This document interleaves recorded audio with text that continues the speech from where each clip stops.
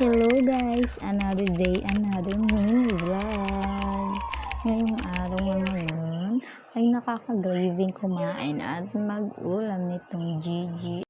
Pang-ulam ng pangmasa. Alam niyo na, paborito lahat ito ng karamihan, lalo na pag pinartneran ng gulay.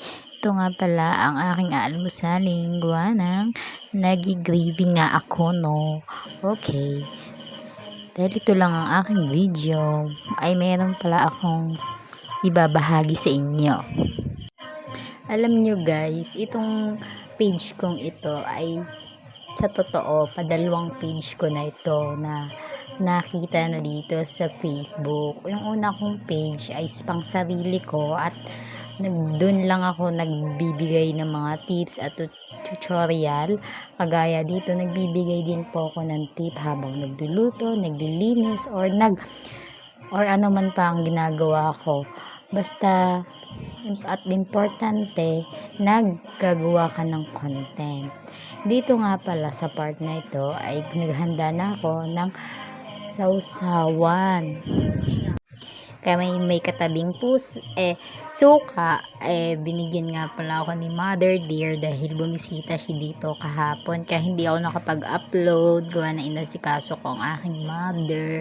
Thank you mama. Ito ay pang sausawan na masarap talaga. Ayan na nga, luto na nga ang aming Gigi. Itutuloy ko na nga yung sinabi ko sa inyo kanina, yung sinasabi ko nga na padalawang page ko na to kasi hindi ako nagpo-focus sa isang page at profile. Gusto kasi parehas kumikita.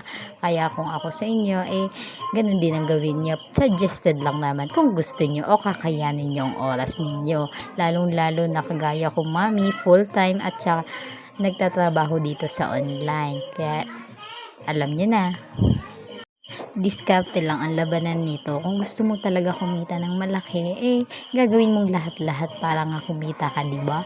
Kaya gawin nyo lang, i-enjoy nyo lamang ang inyong content. Hayaan nyo na yung ibang tao na pinagtatawanan kayo. Okay lang yan kasi kumikita naman kayo. O diba? Ito sa ating Gigi. Maraming salamat po sa inyo. Follow and share.